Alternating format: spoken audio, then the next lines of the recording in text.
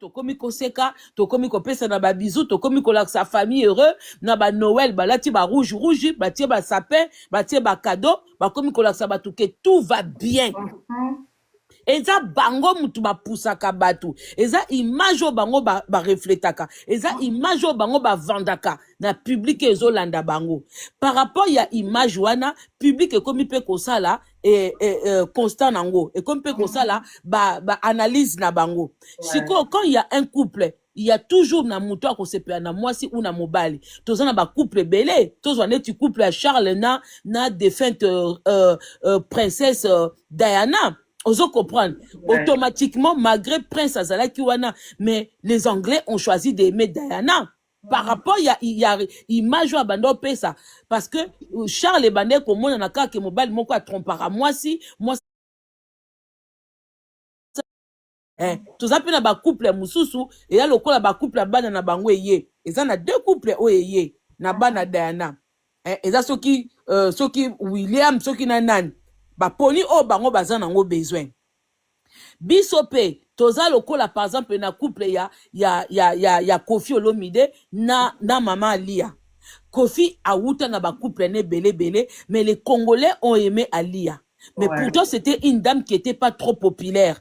Elle est devenue populaire par rapport à Bolingo, Mobalina, la Kisakiye, na Banzembo.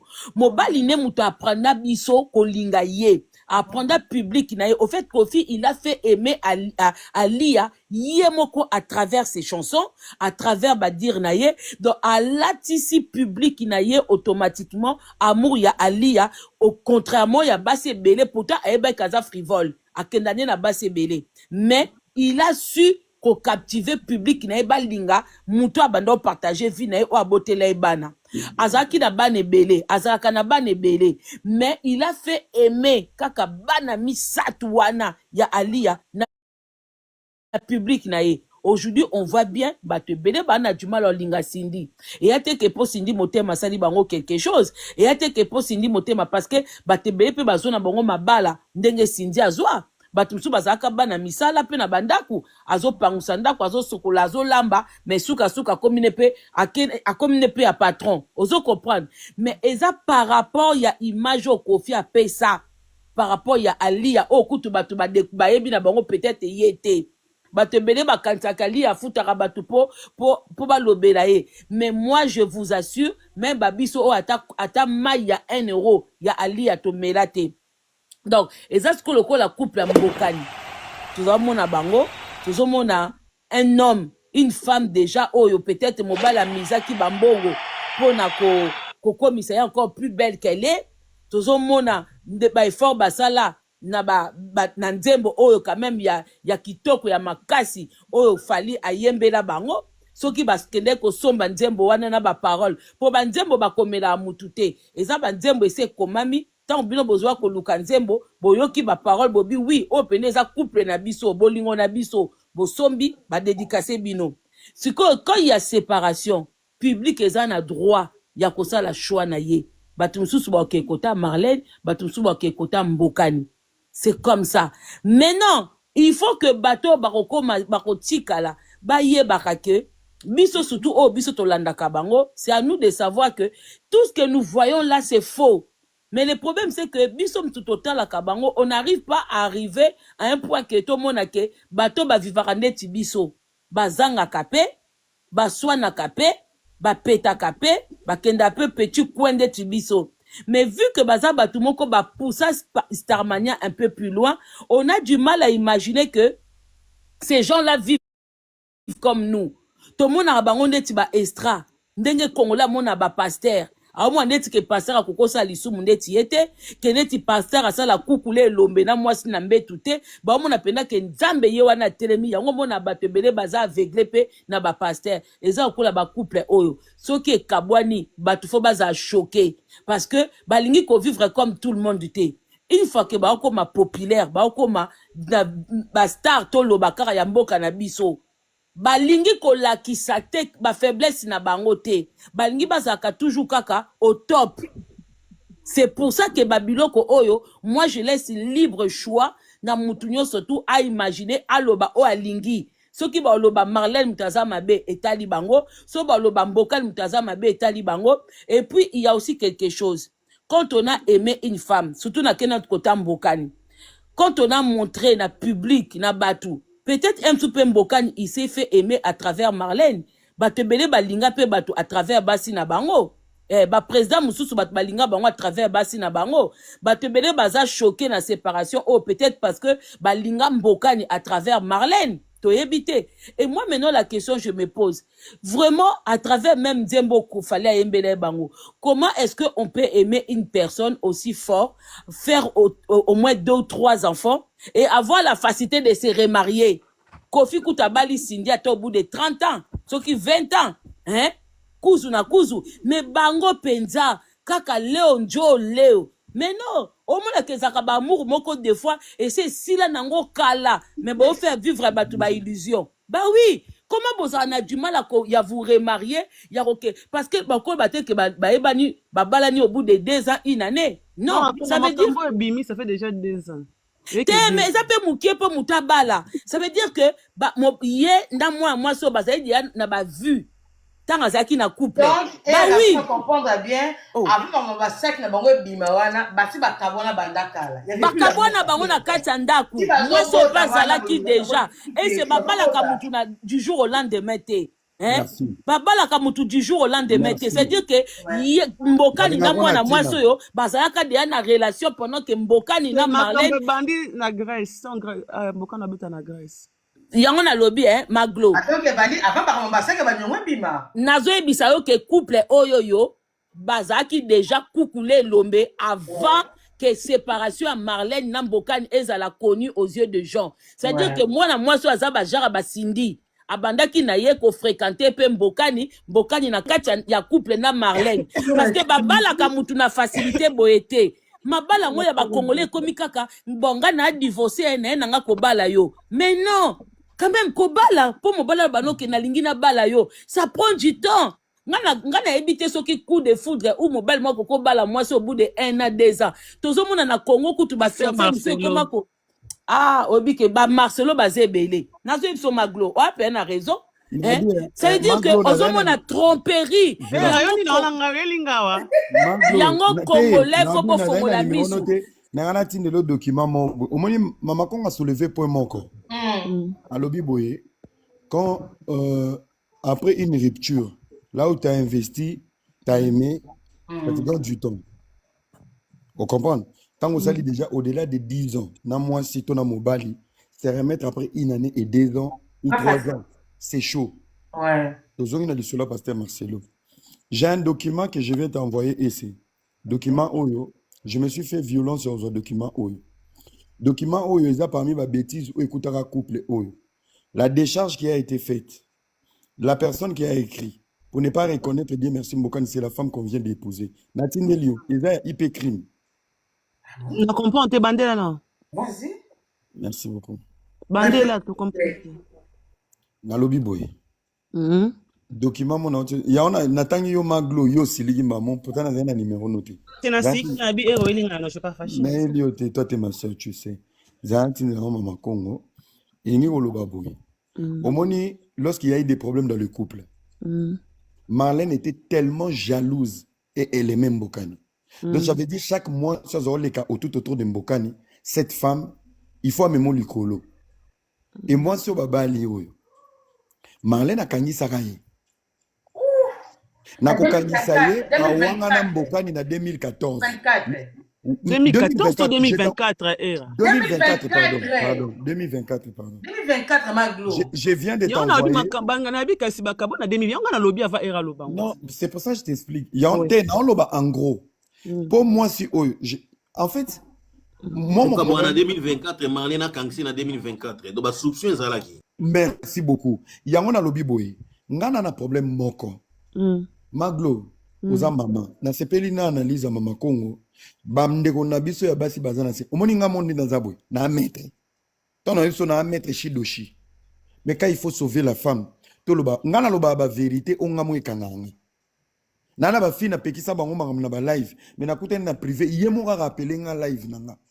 To zalaka vrai na ba conscience na biso. Vous comprenez? Donc, pour dire que ce qui, moi, c'est comme une point tout autour d'un homme. Parce que Batou est belé. La beauté de Marlène et Ebi, on dirait, Alingaka, Mbokani Pona Mbongo. Non. Obi Massou bien te era. Ouais. Ngai Toyo. Yo. Ça va maintenant?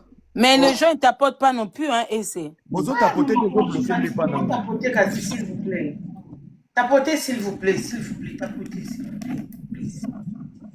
A calé, vous tapoter, please. Donc, please, on a des autres qui ont fait. Bon, non, ça se Vous tapotez, bah, toi, pas si. Oh! Nzamba. Bonga nina bonga, ngande million.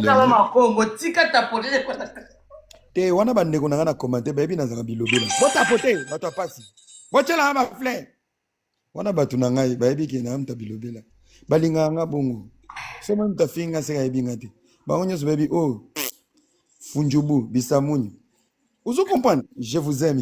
Au moins ba tapoter. Ba yoki nenga. Yo sengi si te plenga na isimo. Bo tapoter ba tapase bon ngande millionnaire. Merci beaucoup, Marcus Killer, mon ami. Bientôt Marcus, à Paris. Marcus de Killer. On a les passes dans la selle, on a voyagé à soigner ça. Pardon. Mais bazo tapoté, c'est yo pour ça invitation. Olinga mbokani. Oh. Ngape na zonge libali. Ndio mmoja libala kelinga mbokani na ndeni. Na zonge libali. Boye banga. Na aja me repose. Na lobi. Na makolo nini. Na pe madeke na mama na ba whisky nyonso tu omela wana. C'est pas grave, la vie appartient au courageux. Je reviens au football. Bon, revenons à notre sujet. En fait, ngana na posa to longola idée que Marlène alinga mboka ni pona mbongo. Ouais. Parce que bamakangu tout Marlène akanga. Amema bango likolo. Je vais vous expliquer une histoire. Yema on tabete langa mtongo. Ah, c'est que yo mo so la rappena Marlène. Eh, yema kokolo histoire on obeta. Pardon. Moi, je ne comprends pas pourquoi est-ce que si ça te dérange quand on dit qu'une femme a aimé un homme pour de l'argent. Non, moi, je ne comprends pas pour cette hypocrisie-là. Parce que moi, sinon, surtout, liba la kenda, parce que, à se sent, et ça pour azala bien, pour à mon intérêt, mon na liba la wana. Parce que, et ça, la plupart à Bassi, na ba quartier, zala qui aime sous, mutuba linga kayo, mutuba linga ko, mutubwe, yo moni na o kuna bien. Après, ça, na ba niveau. Peut-être, mutuba à quoi ko linga yo, niveau des anango, 1000 € par mois. Moutoumsousou, 500 € par mois. Moutoumsousou, 100 $ par mois. Et ça, n'a pas niveau, n'a pas quartier, n'a pas bisika to là. On ne peut pas tous avoir des hommes, il y a pas même niveau. Mais, kolinga mutupo nambongo, ça peut m'abêter parce que tu n'as pas envie de souffrir. L'amour est kendaka kota à koti nambongo. Et ça, n'a pas biloko nabolingo, et tambolanzela moko. Et c'est ngakake, soki moi, moko etikali moi sima, il faut moi moussousou ya moi liboso makasi. Ozo comprendre. Mais ce qui va m'soussou etika la penda que écart peut faut la mingi te. Ce qui écart eza mingi, tu retrouveras une femme qui t'a été fidèle. La femme là, si elle t'aime, elle va être obligée. Elle m'soussou que noter quand d'autres pour nourrir yo mobile pour alingaka yo. Ba c'est belé, ba koma ki na niveau elle m'soussou alingi yo. Mais bozana ba possibilité te à que commis teka pour yo ozala bien. Alors aimer un homme parce qu'il a de l'argent, pour moi c'est pas une honte. Dès tu n'attends moi lelo boye en tout cas mobala pierre ka koyena banzia na bisote. Fera yemba kiangoti. Non on ta yemba o monanga lokola nzete. Hein? Voilà, papa Hervé ça yembaki. Et ça entité nani. Ça n'a rien à voir avec Mbokani ou Marlène. Et rakoto na sauté. Balingana ki parce que balingana ki rien à voir au Marlène linga Mbokani pour Nambongo ou quoi que ce soit. Bamibal peut au la Bokani tout ça appelle vérité. Au moins bamibal est belé quand la beauté n'est pas encore vraiment au top. Maman Congo kanga micro mama Congo. Mama Congo kanga micro. S'il te plaît.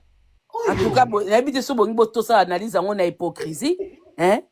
Kasi Écoutez. era Mama Congo, Mama Congo, era Mama Congo, era lobi non, era yo moko era non, olobi anini, to finga te, to sala analyse normale. Je n'insulte pas Nani. Non, même chez nous les femmes, hein, même chez, non, Gloria, même chez nous les femmes, il y a des femmes qui se sentent peut-être inférieures ou elles se sentent pas bien dans sa peau physiquement. Qu'est-ce qu'elle fait pour être bien aux yeux des gens? Elle mise l'argent. Elle mise sur l'argent.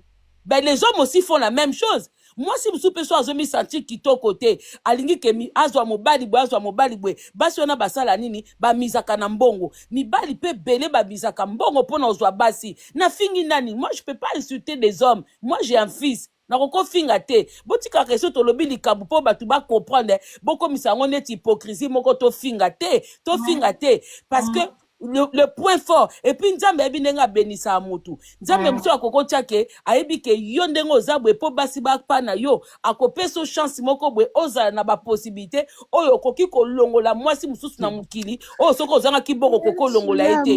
L'argent c'est la puissance aussi chez les hommes. L'argent c'est la puissance, même chez les femmes l'argent c'est la puissance et c'est le respect. Au cause à nos annonces mais quand tu as l'argent et le respect, les gens viendront te ta réseaux sociaux. Il suffit qu'à mouta beta cop asima moi 5 000 mon na poche, batu ba ko mako benga e boss, alors qu'ane mouta poussou. Ah, na lobby déjà. Mama Congo.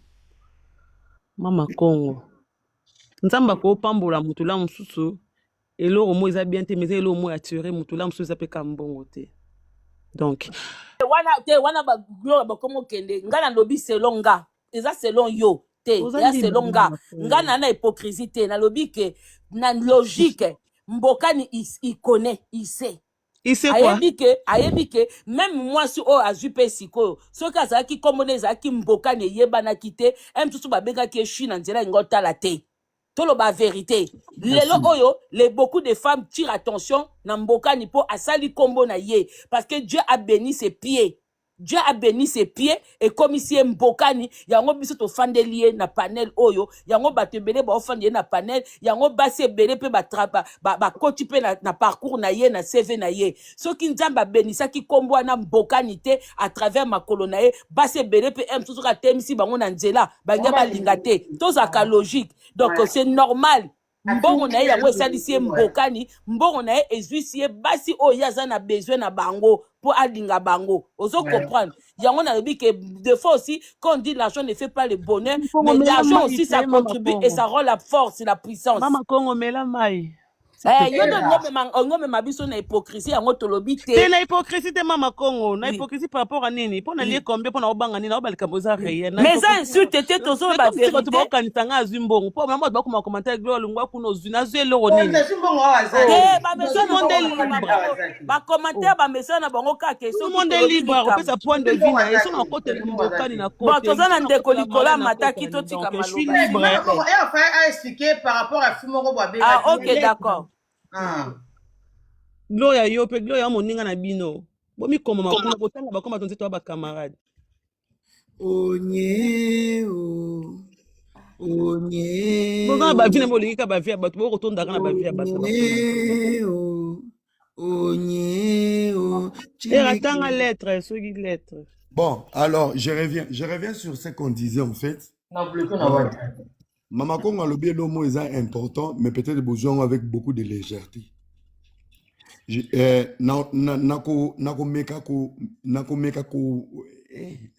vais mieux expliquer ce que Mama Congo a dit avec des éléments. Et la lettre, n'oublie pas, hein, la lettre. Non, on va finir avec. Okay. Mama Congo a dit quelque chose au besoin de la légèreté qui a été à développer parce que Boutier est pression. Écoutez très bien. Mon couple, ancien couple, Marlène et Mbokani. Écoutez la nuance. En étant footballeur, Sotoche fonctionnaire. Pour Abaloula, il faut mon ami ça. Pour attirer, il faut mon ami ça. Ça, c'est de 1. De 2. Mbokani va plus attirer des femmes voleuses. Il faut bien écouter la nuance. Basi ya Libi, Basi ya Lokoso, Nakilelo. Mbokani à quoi attirer. Ça, c'est le premier point. Le deuxième point. Basi Lokola ba Marlène. Bonsoir, Paradis Bastar, El Chateau. Bonsoir, El Chateau. Moi, si le rôle à Marlène a vie en Mbokani, elle va attirer les plus belles femmes, pas par rapport à l'argent de Mbokani, mais le complexe de Marlène. N'habitez Soto Yokani. On est d'accord ou pas?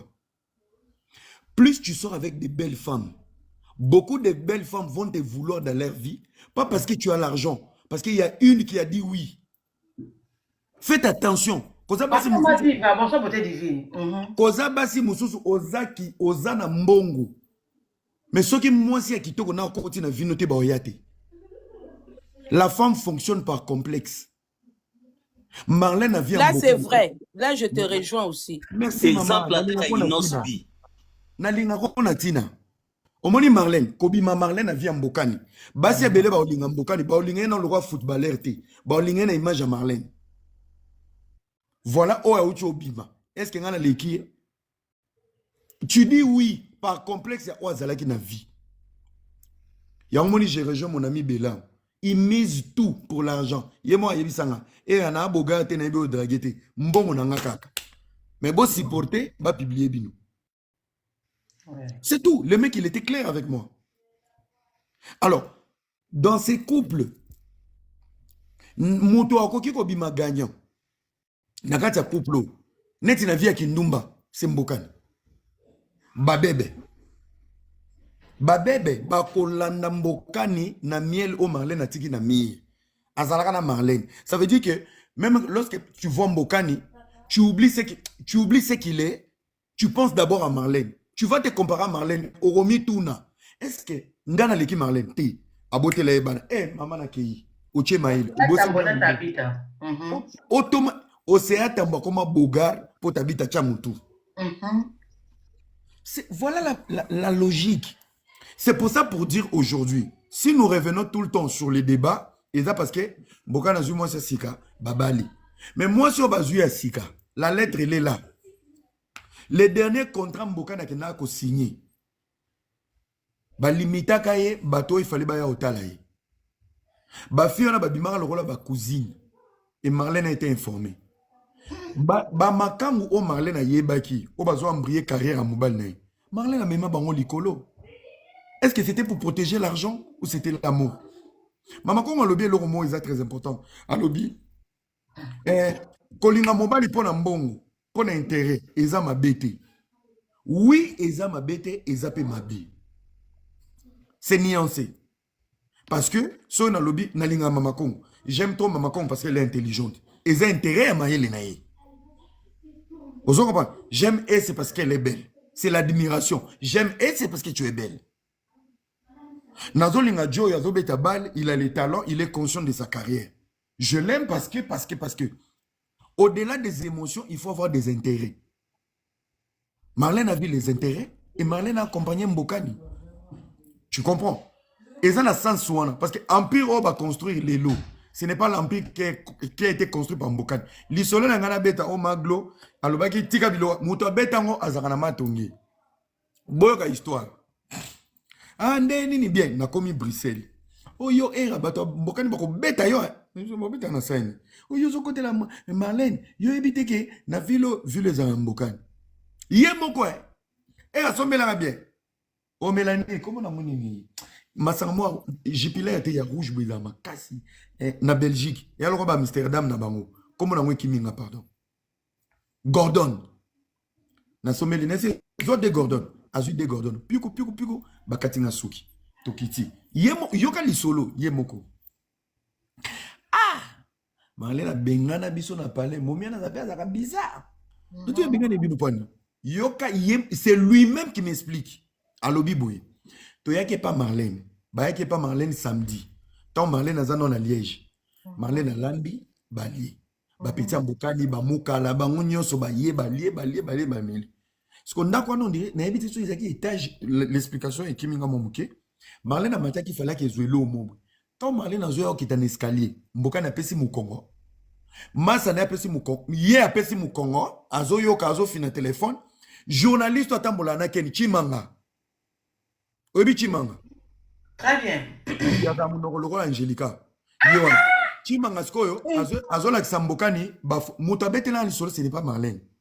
C'est mon frère, on a obété l'eau du solo. Chimanga, on a sa photo, ya ba petit oyo bazaki na bango rendez-vous nzo Marlène atali sko oh bato nauti kolesa bato na lambeli na zigi maboko mama François merci beaucoup François Marlène azwana biloko otaki kozwa bwaki na c'est quoi ça bobima abengana bango alinga suba ya na ndako te tu dis vrai papi lumière merci beaucoup ngana obeta bino masula solo Marlène a facha talaka wana frère na nga asinga era Marlène bengana biso sko iya finga ka chima soto moni chima ngazo leka tala wa bengana biso abengani sa biso na mbokani chima nga komaki ne commissionnaire ya koteka ka mbokani en 2024 papi lumière azo ngana olobelo ba référence iza siko yoka susu plus grave wana babengani bango avant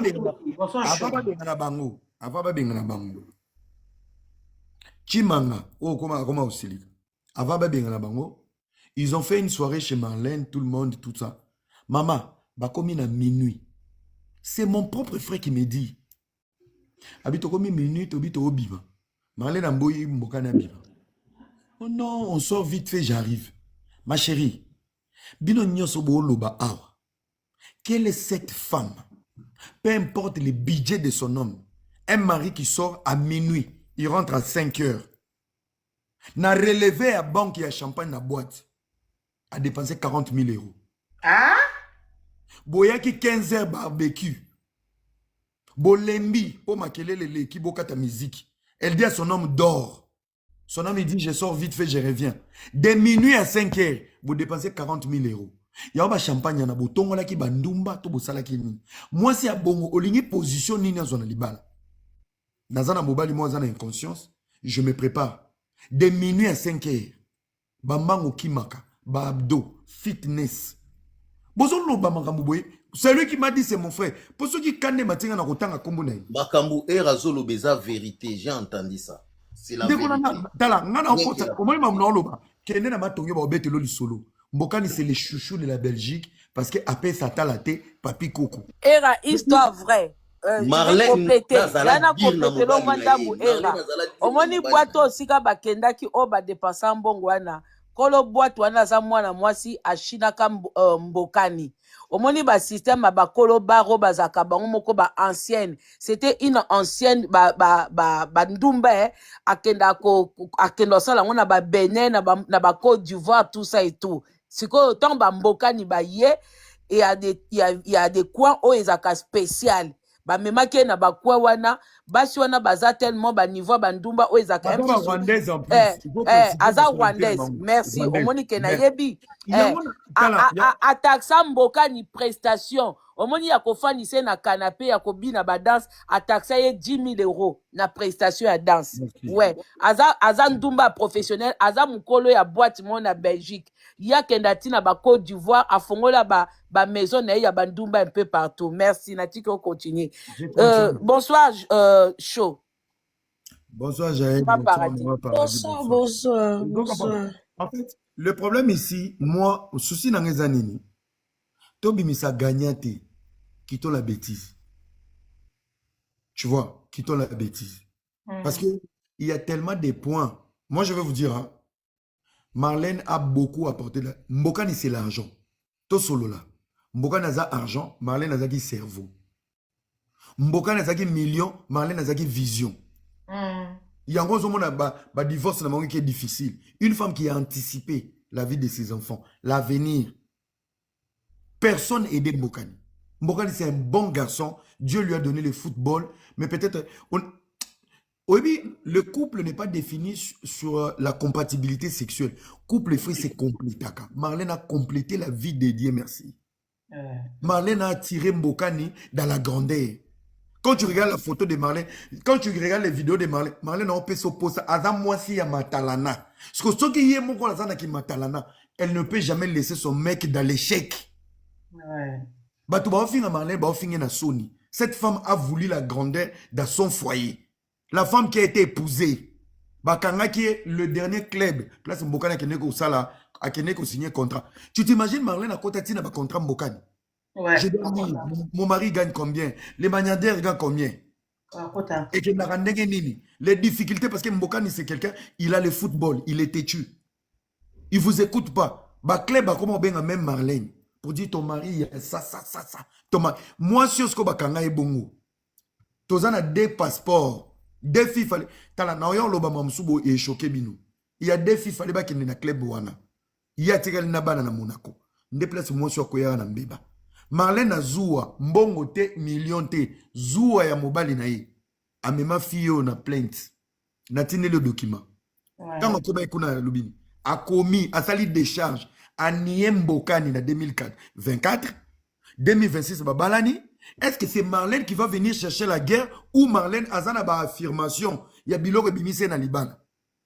Et le plus grand point, entre Mbokani et Marlène, qui est parti? C'est Marlène. Elle en avait marre. J'ai tout supporté. Era, on va juste faire comprendre Bandeko Bolanda Biso poto monopoliser parole T. Vous savez, quand il y a un couple. Non, il n'y a pas c'est parce que les courriers Zawana. Oui, et c'est quand il y a un couple. Bandeko Bolanda Biso, quand il y a un couple connu, quand il y a un couple public et que Bakabwani, pour nous koyeba à peu près ce qui s'est passé ou qui a raison ou tort, peut-être nandenge na biso bata réseaux sociaux, on laissait na muto à se remarier qu'avant. Oui. Na muto peut à l'axaka amant ou amante avant. Parce que quand vous avez des problèmes dans votre couple et que vous essayez d'arranger, surtout quand il y a des enfants et quand il y a de biens, bah bien surtout ce que Zalina bana, beaucoup zwana nous temps il y a ko sécuriser bana na bino, il y a ko sécuriser ba bien na bino, il y a ko luka qui va faire quoi, qui va garder quoi, ça prend du temps. Mais ce qui n'a absi à temps wana, bomoni mutu moko la qui si déjà relation moko boye, c'est que relation wana zana qui déjà et bande ko tungisa couple. Bomoni likambo era lobi que moi na moi so babali lelo a tungisa déjà couple na 2024. Ça nous fait revenir na histoire ya Kofi.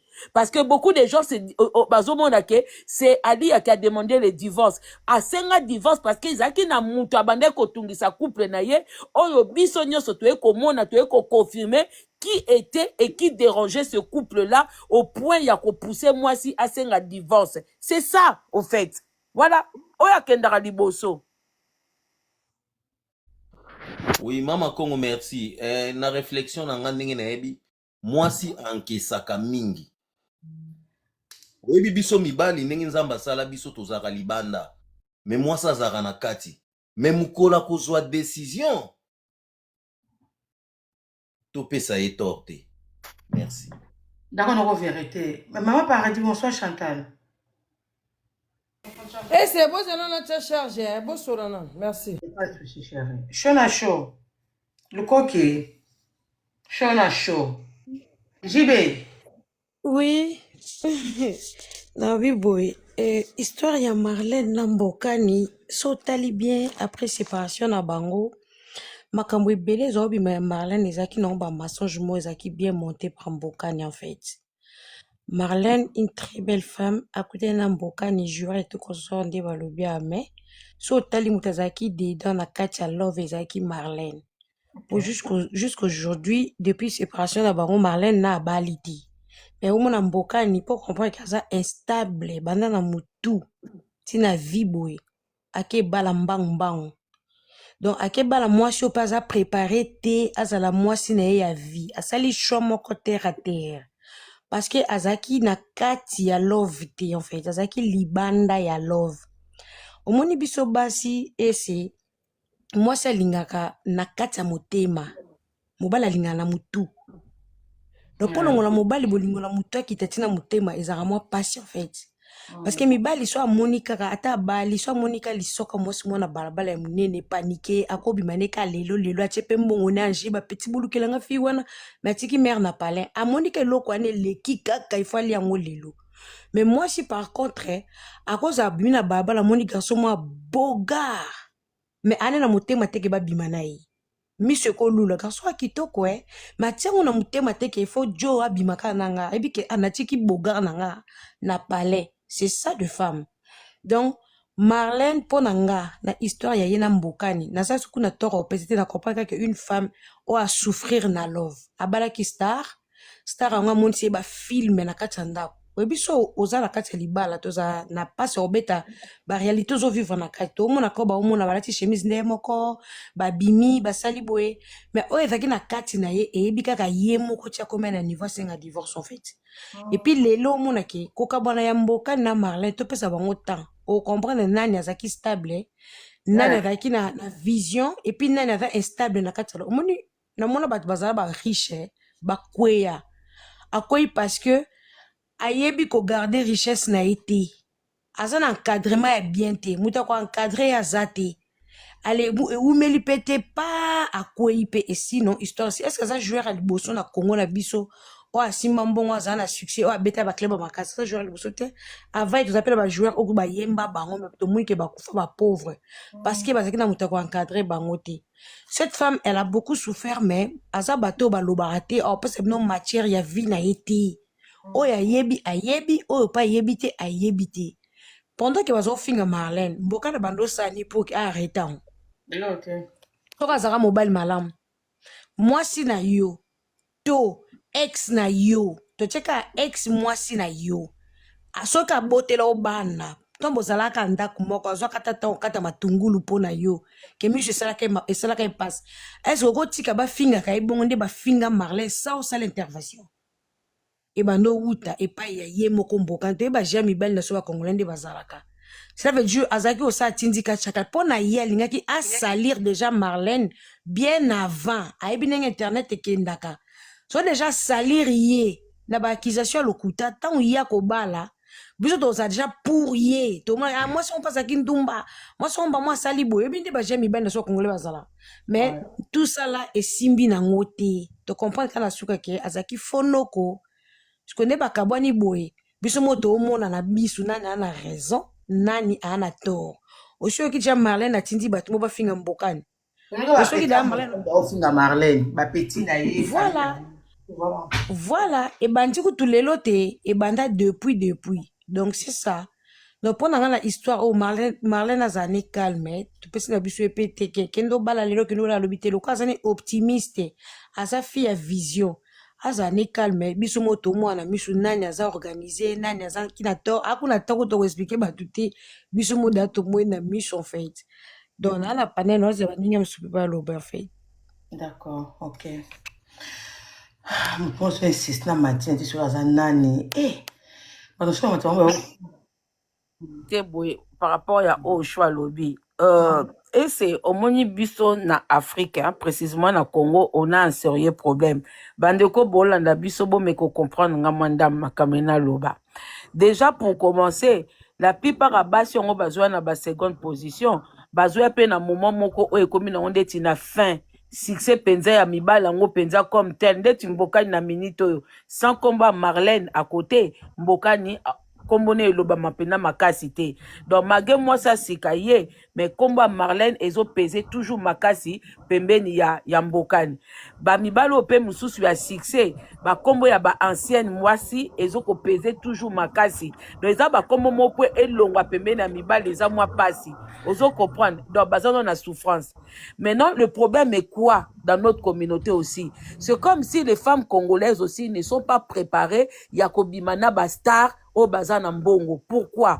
Au moins sika tant mobile oza na ye aza déjà aomona na mbongo aza star, il faut se préparer nde mindele ba prépara kabasi na bango et comme makasusu likambu kaka simple ya bolingote et comme asko likambu ya intérêt là où il y a ton intérêt mobala découché mobala ke mona bandumba asala boye ce n'est plus vraiment à 100% ton problème. Tu vas voir surtout quand il y a des enfants tu dois voir aussi intérêt des enfants et c'est bota la pa ba mindele moni mundele so mobala komi na mbongo ata mobala zo tromper apesa ka divorce na facilité te.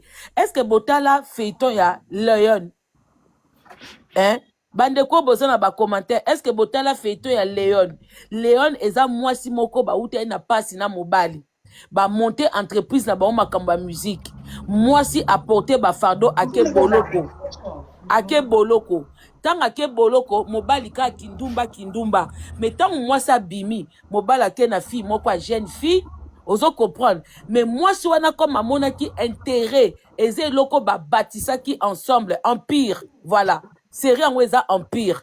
Donc tant à monaki intérêt et que banane bazaki wana, elle ne pouvait pas lâcher, elle était toujours là. Malgré mobala keya bali azawana, mais yazo conservé et loko oyo ba batissa. Ozo comprendre. Et la plupart ya mindele bazaka bongo. Na kopé ça même exemple ya na couple moi ezaki na l'effet de l'amour. Mobali ba bâtir na moisi. Mais mobala ke botisa domestique. Malgré ça, Madame Chancellor, Catherine Chancellor, elle n'avait pas lâché. Côté Moropé, ba Congolaise, faut pas comme Koko mana moi capacité wana. Mobali soit comme na mbongo, azasu fidèle nenga zaki na pauvreté te. Parce que l'argent attire les filles. Succès attire aussi les filles. Donc, ceux qui n'a qu'à l'abandon l'ingaka yomoko, abandon salaka yomoko. Quand il a le succès, il a l'argent. Attends-toi à ce qu'il y a beaucoup de femmes tout autour de lui, n'a pas voyage naïe, n'a pas déplacement naïe. C'est quoi, il faut forger caractère. Et moi, je pense que n'a bassé belé tout ça na bango na Congo. Et à l'oko là-bas, nana ketchup, bah n'a pas caractère wana. Oso comprendre. Moi, je pense que nana a koki jamais koti ka fali parce que il y a une femme qui est là. Il y a aussi ma maman Sylvie Mapata. Oui, oui, chaud. Oso comprendre. Il y a aussi ma Sylvie Mapata. En fait, tu sais le quoi DCG. Mobile soit comme une mbongo, à komaka misulibanda. Oui, là on accepte en fait. Mais quoi accepter infidélité à mobile na katsandaku là c'est du n'importe quoi. L'infidélité ata muto salango, soko salango en cachette.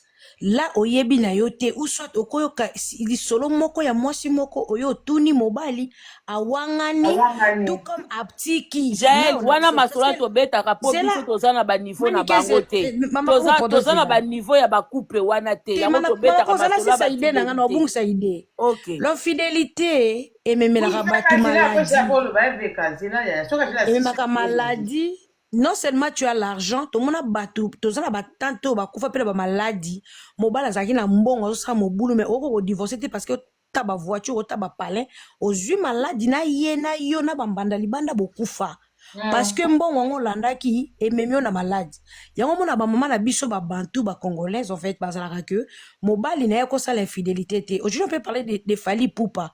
Mais tu vas voir en aucun jour Fally à l'axara nana ke a ça la bêtise. Fally yembe la moi c'est ba chanson mi balé mi ça tout. Fally à l'axara moi c'est que osa l'unique femme de moi on dirait à kanga miss en fait. C'est ça. C'est ça l'homme. À cause de l'année na mbongo. Oui, mais à l'aksa biso teke, à koki ko tricher, ou bien à koko la saouje de tout le monde que na tricha qui. Azo bomba parce que, aboy et les émotions, ba outine na pasi, aboy yo qui se moté ma pasi, les contrats na mbana soba congolais, mi sousou. Namona azala mbongo, nga laksa mwasi ki na komi na mbongo, il faut, na l'action ki na zora basi, bele, wala to benga moba senzi. Mou senzi en costume. Oui, chaud, je te comprends. Mais ngelo konolanga na expliqué que basi wana il faut juste bailler ba ko se mettre en sécurité. Maman Congo pardon, okiti si veka. Maboko na ngoyo. Ya matabika. Attendez. Namshoa, il y a na Marlène na azana na mboka no c'est pas la chaîne message. Oui, je la maté, les autres veka. Noko veka et c'est là noko. Non donc ça est. Bon matla veka s'il vous plaît. Il y a noko ala mobile. Azana mbukani, ok. Na monete, na kitisi eko. Somme taemba mboka na Marlène zaye. Ah d'accord, ok. Mais même soit kiti et mon copain azan likambo ça la ozonga. Muta kiti si est enfin peut-être moi je sais pas. Ouais, peut-être. Non, on veut que ça demande s'il vous plaît. Ouais, Jonathan ngana lobe avant de payer sa paradis na ma diva parole. Ngana lobe ba tromperie mususu ce n'est pas les hommes. Il faut savoir que ezana basi misusu oyo bango mutu basala en sorte que moi si anda kwa yeba que j'ai parlé avec ton gars, j'ai fréquenté ton gars pour n'a déstabiliser, vous mettez un peu l'eau dans la bouche de gens qui nous suivent ou qui vous suivent. Beaucoup de gens ont réclamé votre présence parce qu'ils savent que vous êtes proche de deux couples. Donc, si il faut peut-être dire aux gens qui nous regardent, peut-être que bon, ce qui est bien parce que les deux côtés, ils ont trouvé un compromis, la séparation a été consommée entre les deux parties, que du côté de, que ça soit du côté de Mbokani ou de Marlène, tout ça et tout. Oui, ok. Mais dire que les gens vous écrivent pour ne pas vous exprimer, c'est pas normal parce que vous êtes monté de votre propre gré.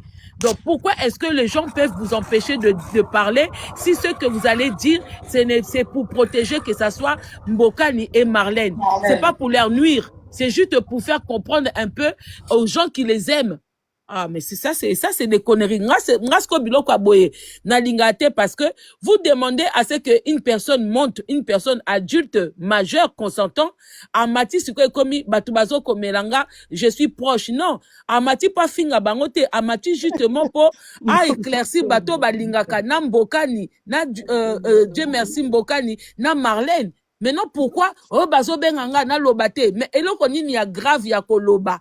Et ça, justement, pour bato baza na ba commentaire, baza batu ya Mbokani na batu ya Marlène, balinga kabango. Et yoza mutu na bango mi balé. Donc, je vois pas ce que angata loba, ou linga ko déranger. Là, Marlène, bon, Mati, là, bata Mbokani, bon, Mati na bango. Moi, j'ai pas de problème, en fait.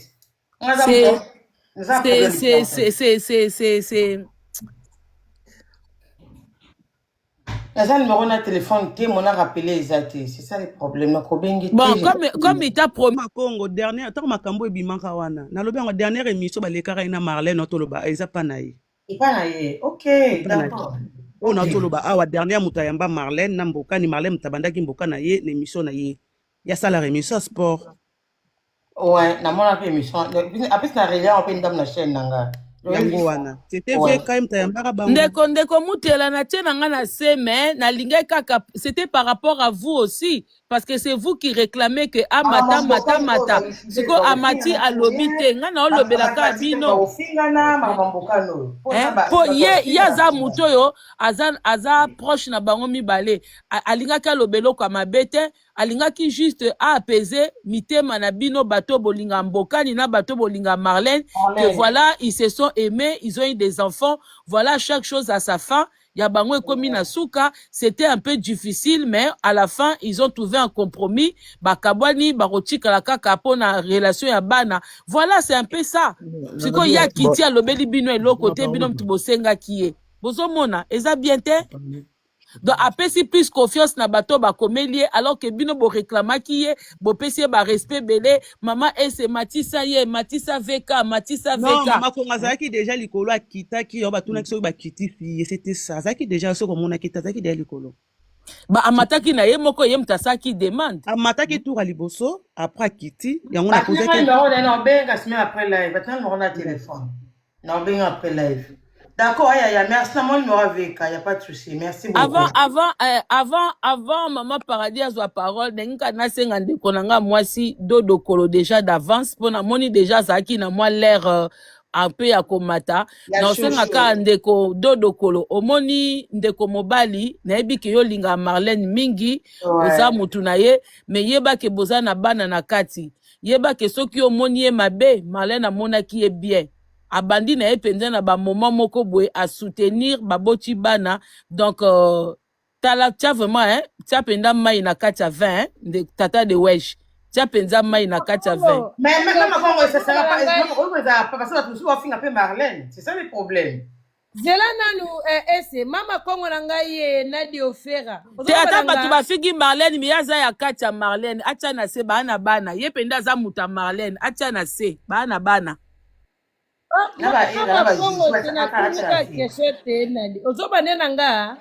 naona baboza na bana merci Mama Congo, merci pena profiter peka na parole. Bonsoir à panel balobara bongo en tout cas les problèmes ezandengeni live eza lobby les problèmes ezanini eza mawa pe pasi omoni Mama Congo ole tokotaka na jardin d'Eden babenga ngo bongo tomonaka banyama nyonso okokutana na nyoka okokutana na bambisi na royaume okomona pe lion okomona mena banyama na nyonso eza na nyama moko benge mokombo so azaka mwa mayele neti motu ozo comprendre banyama nyonso na kata forêt sikoyo soko ozwi nyama bongo neti na kata forêt oyo ena ye libanda esika bato baza olongoli oui papa naza mama très important le coca bopesa nga 2 minutes Voilà, pardon, mama Belgique, mais ça fait merci faux. papa Belgique. Et ça passe, ils vont comme ça, Chantal Makambo. Mais bon, la fois yeba ke tant yo zoloba, yo za approche pe ya Marlène batu bakasa eza munoka Marlène muteye lobe. Ya mona binsia Voilà. mai na kati ya vino Ah. Voilà. Mango Mpona moni shokolo ba voilà te pozo seka. Mama Congo, Marlène na bomonaka Marlène na tesa bomonaka nga mona sali soki inane na solanete na téléphone te skoti na ngande. Te wana kokosa biso te bokosa inane te. Wana ozokosa public ozokosa biso. Te nazoloba vérité mama Congo eza analyse. Mama ya Nadio Fera. Mais ko bateke bosa inane bosoli te wana Inane kosi. to solanete téléphone te ya grande dame ya mbaba papa mbate Marlène tesa. Le problème ezali ke biso nyonso balobaka kosukula makaku misu bipoche ezalaka malamu te exactement totombe na memi maloba bakoko balobaka omoni nyama soko azovanda pembeni ya bato memi Fabrigas ayemba nyama na mutu eloko ekabola ezaka makanisi te se dépend na Bongo yaya, on va très bien moi maman. ezaka makanisi ezaka ke nyama mo bakede akati na ebite yeso ka bimaka na kade de be na forêt nete heureusement pas ça la connexion mobulu